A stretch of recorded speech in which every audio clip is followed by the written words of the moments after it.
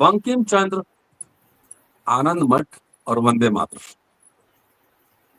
आनंद मठ के 150 साल पूरे हुए, वंदे मातरम के भी 150 साल पूरे हुए। 150 साल बाद संसद में हंगामा है और इस पे चर्चा प्रधानमंत्री नरेंद्र मोदी साहब ने खुद करवाई। उन्होंने कहा कि वंदे मातरम की पंक्तियों का हटाने का काम कांग्रेस ने किया, जिसके बारे में उनका दावा है कि इस पंक्ति ने भारत के विभाजन के बीज बोए। 7 नवंबर उन्होंने कहा था कि 1937 में वंदे मातरम के महत्वपूर्ण छंद, जो इसकी मूल भावना का सार है, हटा दिए। वंदे मातरम के दोहे तोड़ दिए गए। आज की पीढ़ी को यह समझने की जरूरत है कि राष्ट्र निर्माण के इस महान मंत्र के साथ ऐसा अन्याय क्यों किया गया। सवाल पहले एक मैं रखता हूं कि क्या 15 अगस्त 1947 के पहले आरएसएस के किसी अधिकारी पदाधिकारी ने वंदे मातरम गाया क्या? अगर गाया भी तो किस संदर्भ में? नेहरू पे भी अटैक हो रहा है, इंदिरा गांधी पे भी अटैक हो रहा है, इमरजेंसी पे भी हो रहा है। कल मैंने एक ट्वीट किया था, एक फेसबुक पे भी लिखा था, किताब में दिखा देता हूँ। किताब का नाम है bunch of old letters, Jawaharlal Nehru, और इसके पेज नंबर 467 और 68 पर एक चिट्ठी है जो कि श्यामा प्रसाद मुखर्जी ने पंडित जवाहरलाल नेहरू को लिखा था। इसकी 2 पंक्तियां पुनः मैं पढ़ देता हूं, जो कि कल मैंने सोशल मीडिया पे डाला था। Your penetrating analysis of world history and the background of Indian struggle has placed you in the front rank of political thinkers. Nehru के बारे में श्यामा प्रसाद मुखर्जी ने लिखा है, जो कि आरएसएस के आका भी है। लेकिन नेहरू पे अटैक हो रहा है। क्या मोदी जी नेहरू के इंच भर बराबर हैं क्या? बैरिस्टर थे, कैम्ब्रिज से पढ़े हुए थे, सोशल डेमोक्रेट मॉडर्न आउटलुक के आदमी थे। आजाद होने के बाद भारत गरीब मुल्क था। नेहरू ने पब्लिक सेक्टर बनाए, university, college, AIIMS, IIM, IIT तमाम बनाए, डैम्स बनाए। क्या मोदी जी अपने से तुलना करेंगे इस बात की?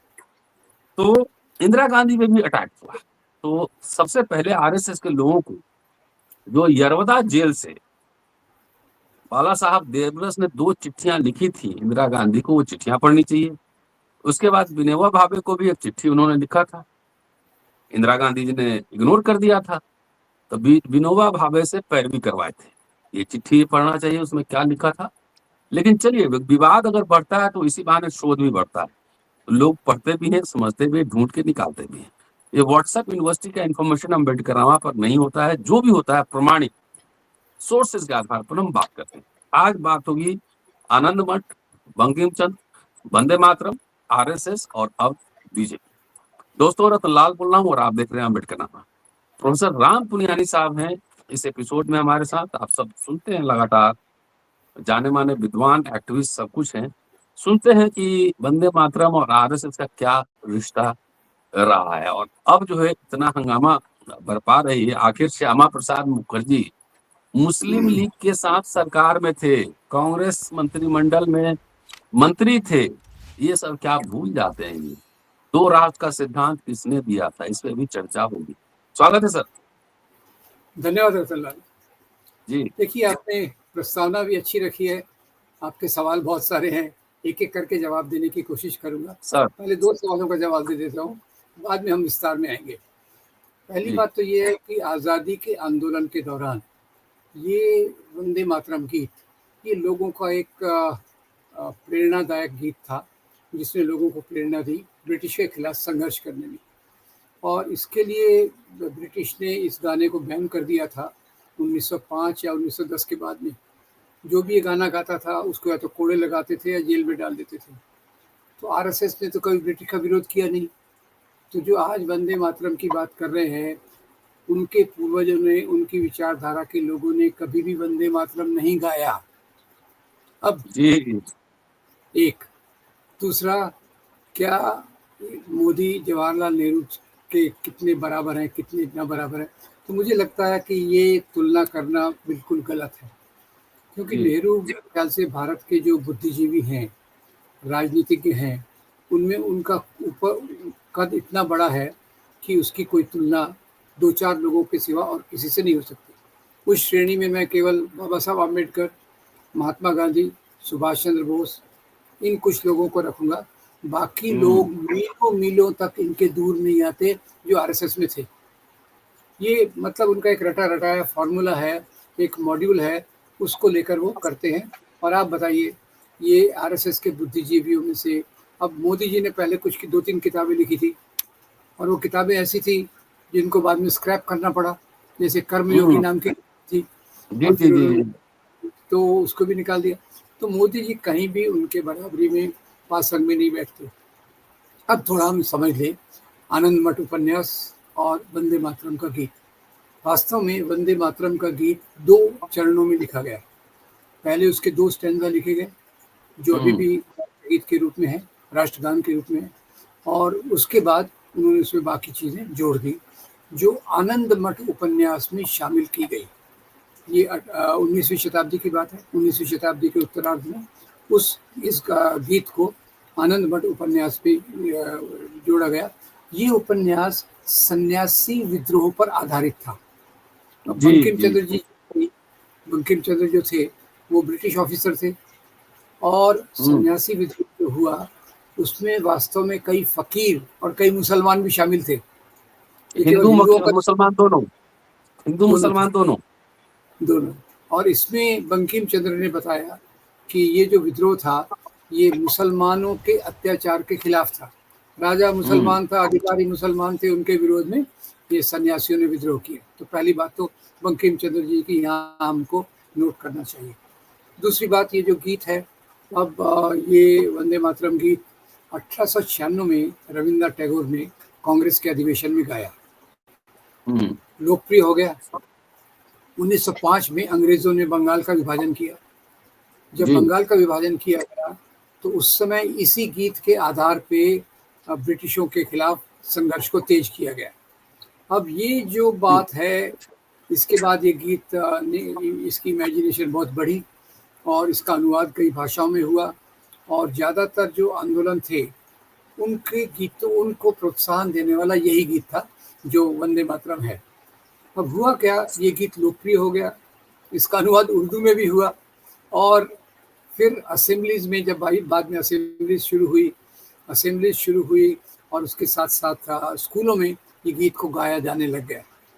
तो उस समय मुस्लिम लीग ने इसका विरोध किया।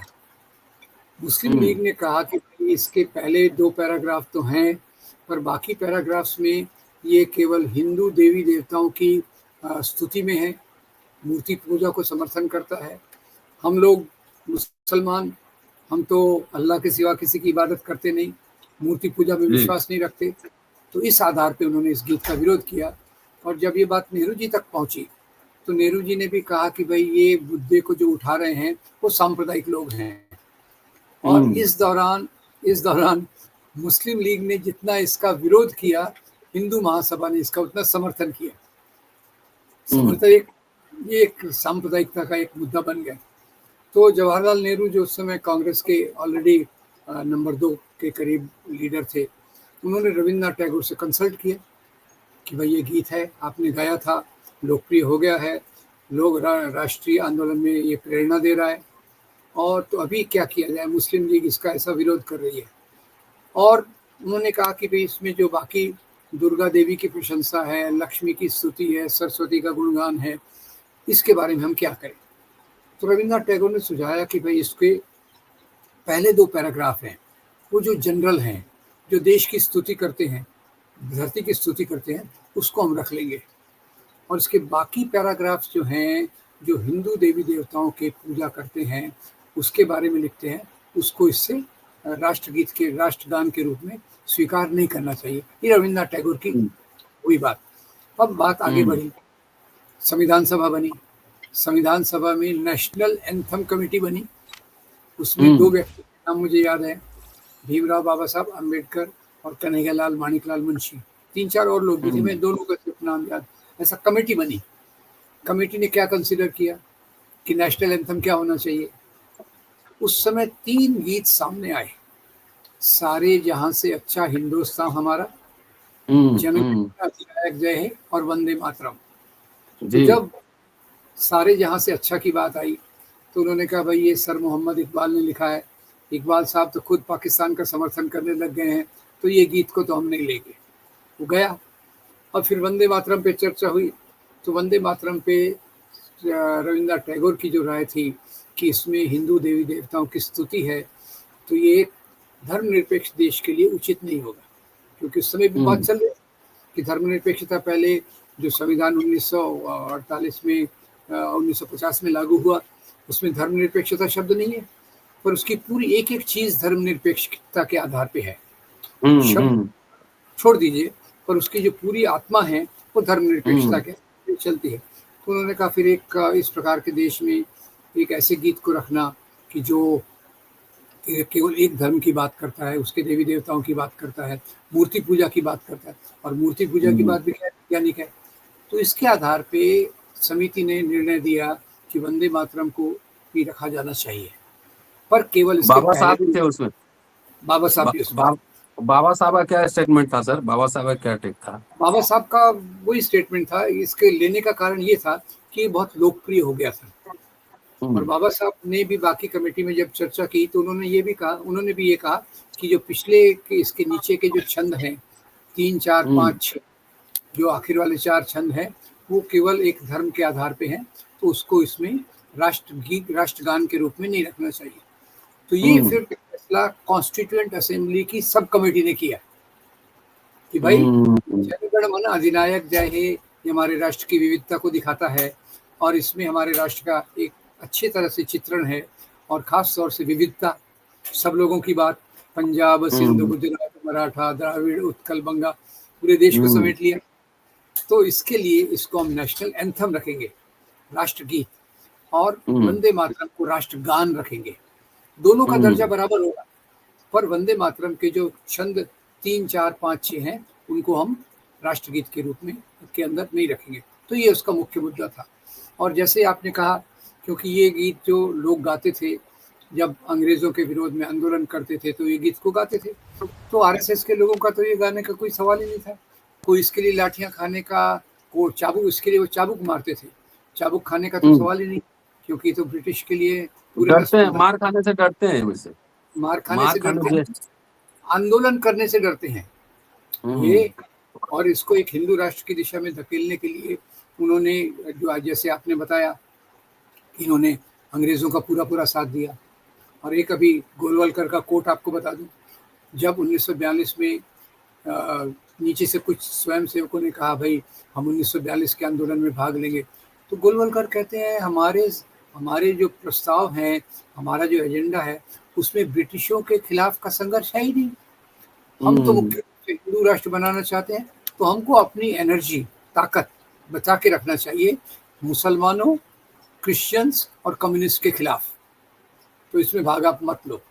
तो ये ब्रिटिश के विरोध में तो नहीं थे, और इनके जो आदि पुरुष थे सावरकर, वो तो अंग्रेजों से 60 रुपये महीना, यानी आज के करीब 40 लाख 4 लाख रुपए लेके मंथली पेंशन लेके के लिए उनके काम भी करते थे। तो सवाल, ये 2 सवालों को हम अलग कर दें। राष्ट्रगीत का जो सवाल है ये है, इसका दर्जा जनगण मन के बराबर है, पर इसमें नेहरू का ज़्यादा रोल नहीं था। नेहरू का इतना ही रोल था अंतरिम गवर्नमेंट के प्रधानमंत्री के रूप में कि उन्होंने कमेटी के सामने इस प्रस्ताव को रखा कि क्योंकि धर्मनिरपेक्षता नहीं है, जो आखिर के पैराज में इसमें मूर्ति पूजा है और इसमें एक ही धर्म का गुणगान है, ये नेहरू जी ने कमेटी के सामने छोड़ दिया। और उसमें रविंद्रनाथ टैगोर जी की राय भी ली गई। सबसे बड़ी बात तो आज़ादी के आंदोलन में, जिनको हम गुरुदेव कहते हैं और जनगण मन जिनका लिखा हुआ है, उन्होंने इस पर राय दी, तो कमेटी ने इस बात को स्वीकार किया। फिर डॉक्टर राजेंद्र प्रसाद जी जो अध्यक्ष थे संविधान सभा की, उन्होंने कहा दोनों गीतों का दर्जा समान रहेगा, पर जो वंदे मातरम है वो राष्ट्रगान के रूप में रहेगा, और उसके केवल 2 पैरा गाए जाएंगे, और वही परंपरा चल उसके आधार पर चालू। अब इसका विभाजन से जोड़ना गलत कि भाई गीत को ट्रंकेट कर दिया गया तो इसलिए देश का विभाजन हो गया। ये बात, मतलब जैसे इनका कद है, जैसे इनकी सोच है, कहीं की ईंट कहीं का रोड़ा, क्या क्या बयानबाजी कर रहे हैं कि नेहरू ने बाबरी मस्जिद बनाने के लिए 30 लाख रुपया अलॉट किया था। अरे बाबरी मस्जिद बनाने की बात कभी आई नहीं, और इनके इनके बड़े बड़े मंत्री आज बोल रहे हैं कि राणा प्रताप ने बाबर को हराया, जबकि समय का आप देखिए तो बाबर उनसे 100 साल पहले आए बाबर हुए थे। साहब का अब इनका किस्से बड़े मजेदार हैं। देश के विभाजन का इससे कोई संबंध नहीं है, क्योंकि मोदी जी ने देश के विभाजन की बात की है तो मोटे तौर पे समझ लें देश का विभाजन जो हुआ वो अंग्रेजों की फूट डालो और राज करो की नीति के कारण हुआ और दो राष्ट्र के सिद्धांत के कारण हुआ। एक तरफ हिंदू महासभा आरएसएस हिंदू राष्ट्र की बात कर रही है, मुस्लिम लीग मुस्लिम राष्ट्र की बात कर रही है, और अंग्रेज इन दोनों को पीछे से हवा दे रहे मुस्लिम हैं। लीग तो वही 40 के बाद, मुस्लिम लीग 40 के बाद आता है पाकिस्तान के मसले पर, लेकिन आरएसएस हिंदू महासभा तो पहले से हिंदू राष्ट्र की बात कर रहा था। सावरकर। सावरकर 1923 में अपनी किताब हिंदुत्व और हु इज ए हिंदू में लिखते हाँ। हैं कि इस देश में दो राष्ट्र हैं, इस देश में दो राष्ट्र हैं। सावरकर ने पहली बार उसको लिपिबद्ध किया। वैसे मुस्लिम लीग बन चुकी थी, हिंदू महासभा भी थी, पर लिपिबद्ध करने वाले सावरकर पहले थे और उन्होंने कहा एक हिंदू राष्ट्र है एक मुस्लिम राष्ट्र है। और 1937 के हिंदू महासभा के अधिवेशन में उनका स्टेटमेंट था कि जिन्ना कहते हैं इस देश में मुस्लिम राष्ट्र भी है हिंदू राष्ट्र भी है, हम उनसे पूरा सहमत हैं, पर क्योंकि मुस्लिम राष्ट्र दुय्यम है इसलिए उसको साइड में यहाँ रहना पड़ेगा। जो फिर गोलवलकर ने अपनी किताब में लिखा कि इनके साथ वही व्यवहार होना चाहिए जो जर्मनी में यहूदियों के साथ हुआ, एक आदर्श राष्ट्र बनाने का वही रास्ता। ये गोलवलकर गोलवलकर ने इस बात को कहा। इसी को लेकर 1940 में जिन्ना ने पाकिस्तान का प्रस्ताव लाहौर में रखा, मुस्लिम लीग के कन्वेंशन में, मुस्लिम लीग में पास हुआ। पर रतनलाल जी आपको एक बात बताऊं, उस समय जो मेजॉरिटी मुस्लिम थे वो मुस्लिम लीग के साथ नहीं थे। नहीं थे। एक बात आप लोग जानते हैं, आपने शमसुल जी से बात की होगी, शमसुल जी की किताब कि पाकिस्तान के विरोध में भारतीय मुसलमान जो थी उसमें बताते हैं कैसे अल्लाह बख्श ने 1940 में आज़ाद मुस्लिम कॉन्फ्रेंस बुलाई जिसमें 50,000 लोग शामिल हुए। उन्होंने प्रस्ताव किया कि हम पाकिस्तान की मांग के विरोध में हैं। तो जो चीज़ हुई बाद में 1946 के आसपास जब quit India movement, Azad Hind फौज, इनके कारण ब्रिटिश पर दबाव बढ़ा, तो फिर माउंटबेटन उन्होंने वहाँ से प्लान लेके आए। ब्रिटिश का क्या मामला था, ब्रिटिश भी देश को विभाजन करना चाहते थे। कारण क्या कि भाई यहाँ की जो ज़्यादा लीडरशिप है, जो जवाहरलाल नेहरू हो, राम मनोहर लोहिया हो, जयप्रकाश नारायण हो, और जो उस समय आज़ाद हिंद फौज जिन्होंने बनाई सुभाष चंद्र बोस जी हों, ये सब तो सोशलिस्ट हैं। अगर ये देश पूरा यूनाइटेड रहा तो रशिया के अलाय हो जाएगा, रशिया के करीब जाएगा। हमारे जो आर्थिक हित संबंध है, राजनीतिक हित संबंध यहाँ के, उसका क्या होगा? तो उनके दिमाग में पहले से ही विंस्टन चर्चिल और जो ब्रिटिश ऑफिसर थे उनको पहले से इरादा था कि या तो इन पर हमारा पूरा दबाव रहेगा या इसका एक टुकड़ा ऐसा बनेगा जो हमारा सपोर्ट करेगा, जिस पर हम अपना वर्चस्व बनाएं। और पाकिस्तान ने वही किया। पाकिस्तान ने अमेरिका, ब्रिटेन, इनकी नीतियों का पुरजोर उसके साथ चले। तो ये कारण था जिसके कारण माउंटबेटन प्लान आया। अब आगे की बात सुनिए। माउंटबेटन प्लान आया कि भाई मुस्लिम मेजॉरिटी एरिया में पाकिस्तान बनेगा, ठीक है। वो जो लाइन खींची उन्होंने एक रात को, इधर से बंगाल में, बंगाल को भी आधा कर दिया, और ये जो लाइन खींची और जो पाकिस्तान बना उसके कारण तो अगर यहाँ की बहुत बड़ी ट्रेजेडी हुई। अब ये जो प्रस्ताव आया, मुस्लिम लीग तो खुश थी। कांग्रेस के उस समय 2 प्रतिनिधि थे मिनिस्ट्री में, 2 से ज़्यादा भी होंगे, 2 खास जो मुख्य थे वो थे सरदार पटेल और जवाहरलाल नेहरू। गांधी जी तो सड़कों पर थे, हिंदू मुस्लिम एकता के लिए अपनी कुर्बानी दे रहे थे। गांधी जी जिन्होंने पूरे आंदोलन का नेतृत्व किया, जब आंदोलन के कारण राज मिलने वाला है तो गांधी जी उससे बोले ये मेरा मुख्य काम नहीं है, मेरा मुख्य काम तो हिंदू मुस्लिम एकता करना है। तो वहाँ फिर ये जब माउंटबेटन प्रस्ताव आया, इसी बीच क्या हुआ, अंतरिम सरकार थी, नेहरू प्रधानमंत्री थे और लियाकत अली फिनेंस मिनिस्टर थे। ये जॉइंट थी कांग्रेस और मुस्लिम लीग की। तो सरदार पटेल और जवाहरलाल नेहरू ने क्या देखा कि ये मुस्लिम लीग के लोग हर एक उनके प्रस्ताव को ब्लॉक कर रहे हैं, यानी फाइनेंस मिनिस्ट्री उनके पास है तो कुछ ये करना चाहे तो करने दे देंगे। दूसरी एक और बात है जो इन दोनों के दिमाग में चल रही होगी, सरदार पटेल एक पावरफुल सेंटर बनाना चाहते थे और नेहरू एक केंद्रीयकृत राज्य बनाना चाहते थे, जहां वो सेंट्रलाइज प्लानिंग के माध्यम से आर्थिक विकास कर सके। तो इसलिए सरदार पटेल ने जब पार्टीशन का प्रस्ताव आया तो खैर ये मुस्लिम लीग के कारण हम कुछ कर नहीं सकते, तो उन्होंने इस प्रस्ताव को पहले सरदार पटेल ने मंजूरी दी और कुछ महीनों बाद नेहरू ने मंजूरी दी। तो ये पार्टीशन का मुख्य मामला है। इस गीत का पार्टीशन, भारत के पार्टीशन से कोई लेना देना नहीं है और कांग्रेस ने कोई मुस्लिम लीग को सबमिट नहीं किया, उसके दबाव में आके उन्होंने इस प्रकार का काम नहीं किया। जी, लेकिन तब भी जो है ना अंबेडकर को मिलाने की कोशिश कर रहे हैं और नेहरू पे अटैक हो रहा है। और मैंने इसलिए श्यामा प्रसाद मुखर्जी के चिट्ठी से 2 पंक्तियां पढ़ी। नेहरू से इनको बहुत दिक्कत है। नेहरू से दिक्कत है इसलिए देखिए अभी वंदे मातरम में भी वो ज्यादातर नेहरू को ही सामने रख रहे हैं, जबकि ये फैसला संविधान सभा में हुआ था। और आपको बताऊं, जब ये प्रस्ताव रखा गया था तब नेहरू ने उस प्रस्ताव में कहा कि वंदे मातरम वो गीत है जिसने राष्ट्रीय आंदोलन के लोगों को बहुत प्रेरणा दी। ये नेहरू के जो वाक्य हैं वो भी अमिट वाक्य है वंदे मातरम की तारीफ में। पर ये बात है, ये बात देखना पड़ेगा कि देश को धर्मनिरपेक्ष होना चाहिए, केवल हिंदू मूल्यों को लगाने वो गलत होगा, मूर्ति पूजा गलत होगी। नेहरू तो साइंटिफिक टेम्पर वाले आदमी थे, अंबेडकर जी भी साइंटिफिक टेम्पर वाले व्यक्ति थे, तो उनको तो मूर्ति पूजा और ये सब चीजें पसंद नहीं है। जो दुर्गा, लक्ष्मी, सरस्वती, ये 3 देवियों पे भी कभी बात करेंगे, बड़ी मजेदार बात है। तीनों देवियां हैं, इनके पास जो है वो स्त्रियों को नहीं मिलता था, वो केवल पुरुषों के नियंत्रण में था।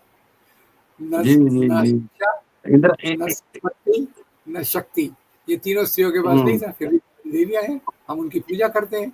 मिलती नहीं है वो बात अलग है, पर ये सवाल था। इसमें भी ये नेहरू को बदनाम करने की कोशिश कर रहे हैं, जब में इसमें पूरी संविधान सभा का रोल था, रविन्द्रनाथ टैगोर का रोल था, और वो जो सॉन्ग कमेटी थी, नेशनल एंथम कमेटी, उसका रोल था। इंदिरा गांधी से बहुत चिढ़ है, जबकि देवरस ने 2 चिट्ठियां लिखी थी उस समय।